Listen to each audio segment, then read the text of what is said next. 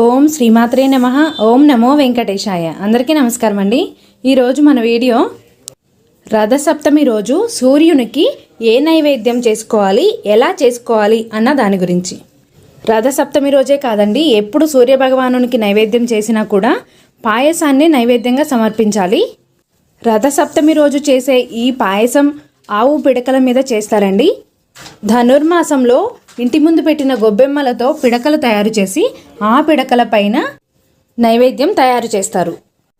పిడకలు పెట్టి దానిపైన పాలు పొంగించి నైవేద్యం చేయడం కుదరని వారు ఇలా స్టవ్ మీదే చుట్టూ ఆవు పిడకలు ఉంచి కర్పూరం పెట్టి ఏకహారతితో స్టవ్ వెలిగించి పాలు పొంగించవచ్చు.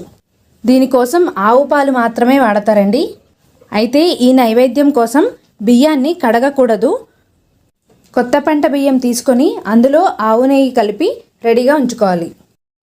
తర్వాత పాలు పొంగించుకొని పాలు పొంగిన తరువాత మాత్రమే ఈ నెయ్యితో కలుపుకున్న బియ్యాన్ని పాలలో వేసి ఉడికించుకోవాలి.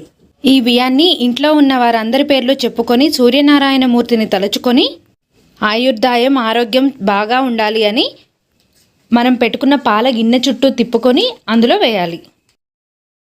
అయితే ఈ పాయసాన్ని కలపడం కోసం ఈ రోజున గరిటను వాడరండి, చెరుకు గడతో ఈ పాయసాన్ని కలుపుతారు. ఇక్కడ పాలు తూర్పు దిక్కుగా పొంగితే ఈ సంవత్సరం అంతా కూడా శుభం కలుగుతుంది అని చెప్తారు. ఈ పాయసం చక్కగా మెత్తగా ఉడకాలండి. సూర్య భగవానునికి పళ్ళు ఉండవు అని చెప్తారు, అందుకే పాయసాన్ని నైవేద్యంగా సమర్పిస్తారు. దక్షయజ్ఞ సమయంలో వీరభద్రుడు సూర్యనారాయణ మూర్తి పళ్ళన్నీ కూడా పీకేశాడు, అందుకే ఆయనకి పళ్ళుండవు అని చెప్తారండి.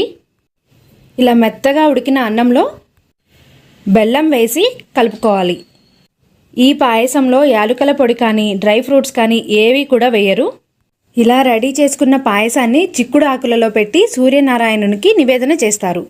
మొదటిగా పాయసం గిన్నె దించిన వెంటనే అగ్నిదేవుడికి కొద్దిగా పాయసాన్ని నివేదన చేయాలి. అంటే స్టవ్ వెలిగించి అందులో మనం చేసుకున్న పాయసాన్ని కొంచెం వేయాలి. తర్వాత 7 చిక్కుడాకులలో ఈ నైవేద్యాన్ని సూర్యునికి నివేదన చేయాలి. ఇదండి ఈరోజు వీడియో. మరొక చక్కని వీడియోతో మళ్ళీ కలుద్దాం. నమస్తే.